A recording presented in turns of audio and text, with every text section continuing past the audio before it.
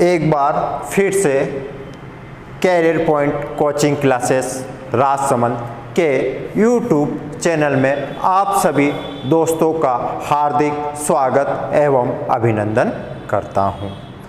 अपन लोग विकारी शब्द पढ़ रहे थे। विकारी शब्दों के अंतर्गत अपन संज्ञा पढ़ रहे थे। संज्ञा के बारे में अपन ने पढ़ा था। संज्ञा किसे कहते हैं तथा संज्ञा के भेद के बारे में बात कर चुके हैं। अपन व्यक्तिवाचक संज्ञा पढ़ चुके हैं जो एक का बोध करवाएगी। दूसरा प्रकार अपन पढ़ रहे थे जातिवाचक संज्ञा। दूसरा प्रकार पढ़ रहे थे अपन जातिवाचक संज्ञा। जातिवाचक संज्ञा। जातिवाचक संज्ञा वे संज्ञा शब्द जिनके द्वारा किसी प्राणी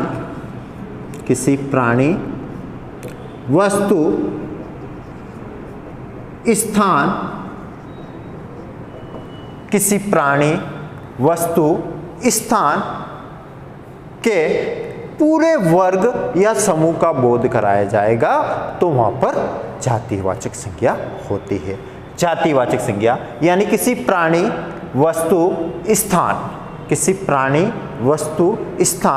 के वर्ग या समूह या बोध कराया जाएगा तो उसको जातिवाचक संज्ञा कहेंगे। कहने का तात्पर्य ये है कि अनेक का बोध कराएगी, यानी अनेक का बोध कराएगी तो उसको जातिवाचक संज्ञा कहते हैं। कहने का तात्पर्य यही है कि एक वचन से बहुवचन संज्ञा का निर्माण किया जाएगा तो उसको जातिवाचक संज्ञा कहा जाएगा। यानी पूरे वर्ग या समूह का बोध कराया जाएगा तो उसको जातिवाचक संज्ञा कहा जाएगा। जैसे प्राणी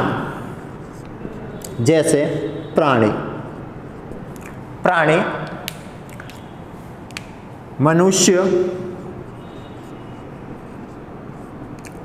लड़का, लड़की, भैंस, बकरी आदि।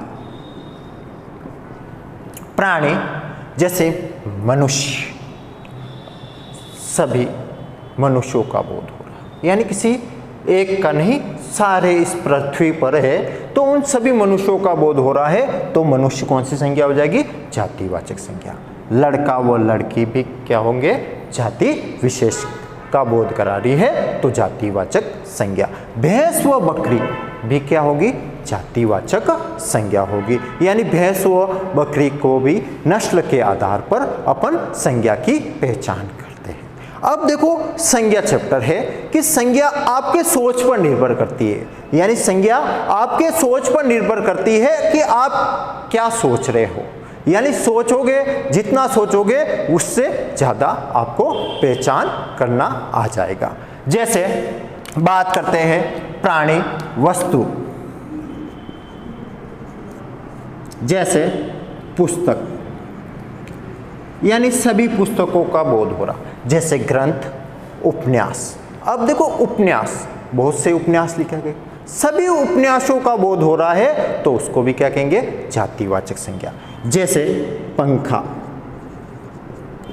पंखा भी कौन सी संज्ञा है? जातिवाचक संज्ञा। अब देखो जैसे बात करते हैं अपन मशीन, सभी मशीन का बोध हो रहा है, भी कौन सी संज्ञा होगी? जातिवाचक संज्ञा। जैसे घी,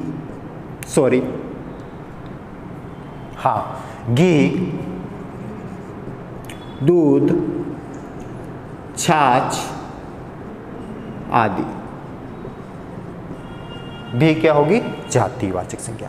यहां पर मैं वापस कहना चाहता हूं कि जातिवाचक संज्ञा किसी प्राणी वस्तु या स्थान के पूरे वर्ग या समूह का बोध कराएगी तो उसको जातिवाचक संज्ञा कहेंगे। या कोई वस्तु विशेष स्थान भी घेर रही है तो भी कौन सी संज्ञा होगी? जातिवाचक संज्ञा ही होगी। जैसे स्थान विशेष, पहाड़, पर्वत, पहाड़ व पर्वत। जैसे सभी पहाड़ों का बोध हो रहा है, सभी पर्वतों का बोध हो रहा है। जैसे किसी नाम विशेष का बोध कर दे, अरावली पर्वतमाला, तो कौन सी संज्ञा होगी?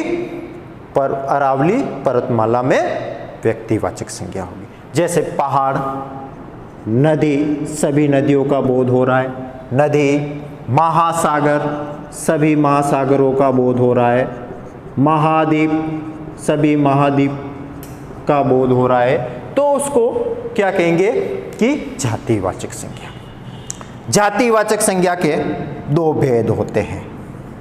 जातिवाचक संज्ञा के दो भेद होते हैं। पहला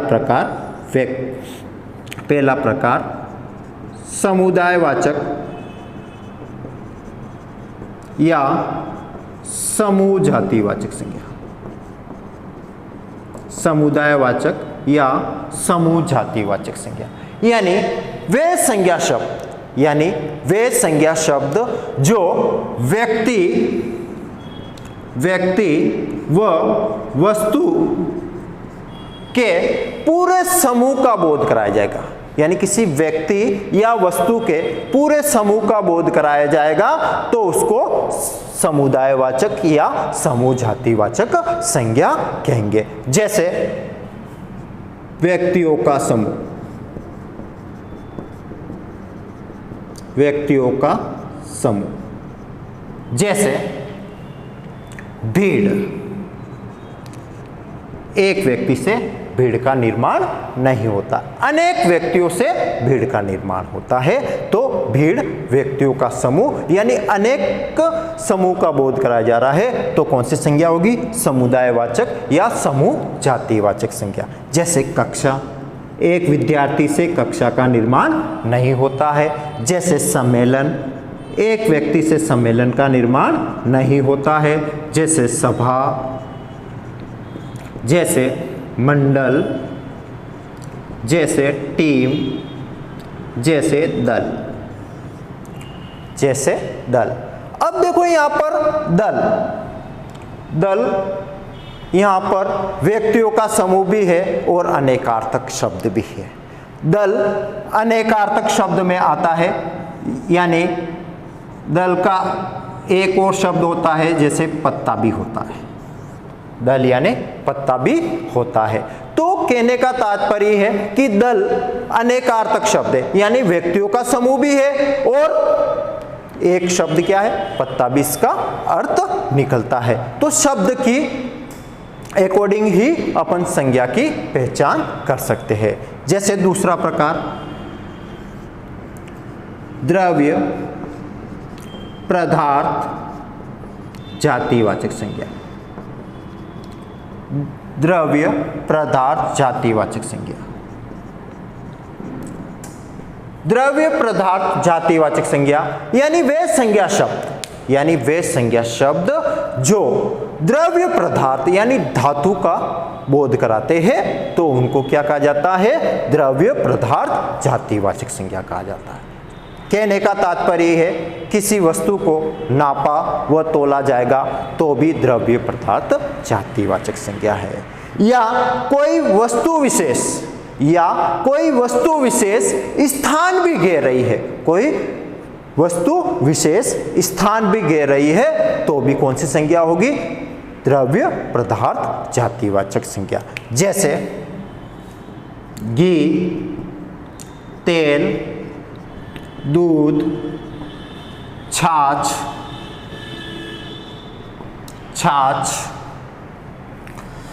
कोयला, गेहूं, चावल, बर्तन, वायु, हवा, पवन। अब वायु का पर्यायवाची पवन भी होता है। तो उस कंडीशन में आपको विकल्प की ओर देखना पड़ेगा कि विकल्प में पवन शब्द है, व्यक्ति विशेष का बोध करा रहा है, तो वहां पर व्यक्तिवाचक संज्ञा होगी। और मान लो पवन के अलावा विकल्प में कोई व्यक्ति विशेष का बोध करा रही है तो प्रथम प्राथमिकता आपको उसकी देनी पड़ेगी। तो कहने का तात्पर्य ये है कि संज्ञा आपको सोचने पर निर्भर करती है, आप कितना सोचते हो, आपका दिमाग किस तरह चलता है, तो उसको अपने आप संज्ञा कहा जाता है। आगे अपन बात करते हैं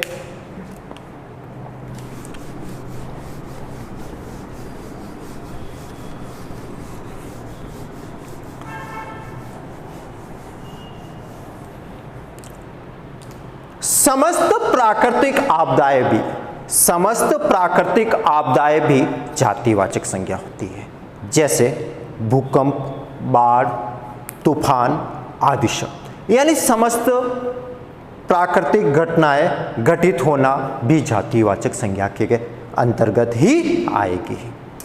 आगे बात करते हैं अपन, क्वेश्चन की ओर बढ़ते हैं। कक्षा शब्द में कौन सी संज्ञा है? कक्षा शब्द में कौन सी संज्ञा है? ऑप्शन है व्यक्तिवाचक, ऑप्शन बी जातिवाचक, ऑप्शन सी भाववाचक, ऑप्शन डी समुदायवाचक या समूह जातिवाचक संज्ञा। कक्षा शब्द में कौन सी संज्ञा है? व्यक्तिवाचक, जातिवाचक, भाववाचक या समुदायवाचक या समूह जातिवाचक संज्ञा। तो एग्जाम की दृष्टि से देखा जाए तो ध्यान रखें, विकल्प की ओर देखें। कक्षा शब्द पहले जातिवाचक संज्ञा, फिर समुदायवाचक संज्ञा।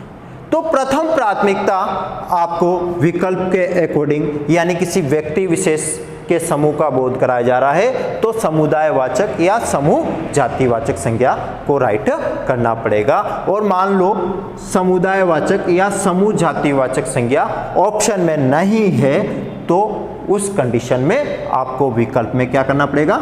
जातिवाचक संज्ञा करना पड़ेगा। इसी तरह बात करते चावल में कौन सी संज्ञा है? व्यक्तिवाचक, जातिवाचक, भाववाचक या द्रव्य पदार्थ जातिवाचक संज्ञा।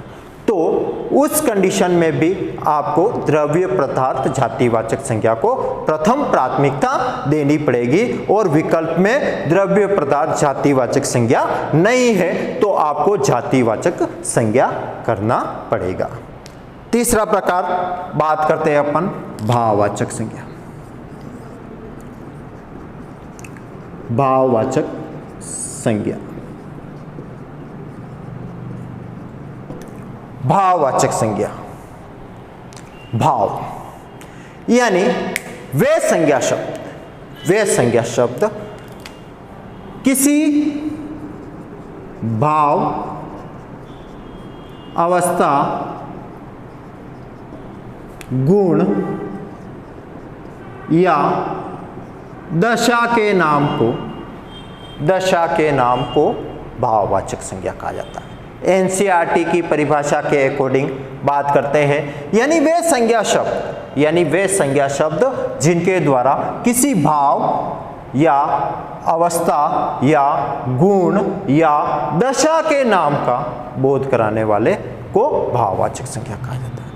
कहने का तात्पर्य ये है जो हमें दिखाई नहीं देता है। क्या नहीं देता है? दिखाई नहीं देता है, यानी अदृश्य होते हैं। कहने का तात्पर्य यही है कि आप इनको छू नहीं सकते, सिर्फ आप क्या कर सकते हो? महसूस कर सकते हो, तो उनको क्या कहा जाता है? भाववाचक संज्ञा। कहने का तात्पर्य यही है कि जिसके अस्तित्व की गणना व कल्पना भी नहीं की जाएगी तो वो अपने आप में क्या है? एक भाववाचक संज्ञा ही कहलाती है। यानी आपके द्वारा महसूस किया जाता है परंतु हमें दिखाई नहीं देती है तो वो संज्ञा क्या कहलाएगी? भाववाचक संज्ञा ही कहलाएगी, सिर्फ अदृश्य होती है। कहने का तात्पर्य यह है कि वे संज्ञा शब्द यानी वे संज्ञा शब्द जो किसी भाव, अवस्था, गुण या दशा के नाम का बोध कराया जाएगा तो उसको भाववाचक संज्ञा कहा जाता है, जो हमें दिखाई नहीं देती है, जो हमें दिखाई नहीं देती है। कहने का तात्पर्य है कि आपके द्वारा सिर्फ महसूस किया जाएगा यानी अनुभव किया जाएगा तो उसको भी क्या कहा जाएगा, भाववाचक संज्ञा कहा जाएगा। जिसके अस्तित्व की कल्पना व गणना आप सपने में भी नहीं कर सकते हैं तो उसको क्या कहा जाएगा, भाववाचक संज्ञा ही कहा जाएगा। जैसे जैसे सुख दिख रहा है क्या, नहीं दिख रहा। बचपन दिख रहा है क्या, नहीं दिख रहा। जैसे प्रार्थना दिख रही, नहीं दिख रही है। जैसे बात करते, प्रार्थना से एक शब्द याद आया, एक लाइन याद आई मुझे, प्रार्थना व विश्वास, प्रार्थना व विश्वास दोनों अदृश्य है। प्रार्थना और विश्वास दोनों ही अदृश्य है, परंतु दोनों में इतनी शक्ति है, परंतु दोनों में इतनी शक्ति है कि असंभव को भी संभव कर देती है। यानी कहने का तात्पर्य यही है कि प्रार्थना और विश्वास, प्रार्थना और विश्वास दोनों अदृश्य है, परंतु दोनों में इतनी शक्ति है, परंतु दोनों में इतनी शक्ति है कि असंभव को भी संभव कर देती है। तो वो क्या है, एक भाववाचक संज्ञा होती है। जैसे सुख, बचपन, प्रार्थना, आशा, निराशा, जन्म, मृत्यु, थकावट, हंसी,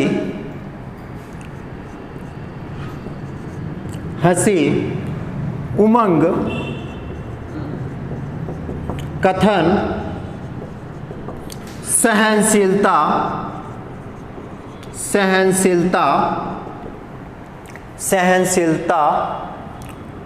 मानवता, गौरव, नौकरी, चुनाव, धैर्य,